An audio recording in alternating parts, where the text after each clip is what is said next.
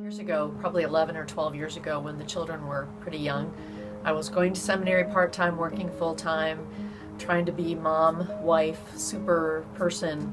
And I really believed, because the world was telling me all the time, that my value came from how many hours I worked and how productive I was and how perfect my children were.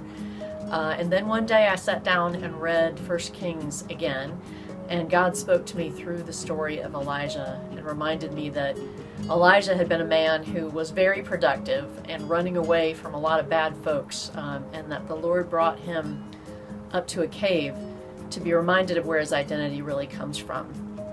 To be reminded that not the fires or the earthquakes or the storms and all those things which seem so real and huge in our lives, and they are real and they have an impact, but those are not the way God speaks to us. They're not our identity. And he wanted me to know, you need time in the cave with me, Cindy, so that I can tell you that you're here for a reason. You're here because you're mine.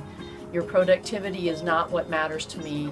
It's because you're my child, and because I have brought you to this place that you have value. And so that day, and many days, I spent the whole summer in Elijah.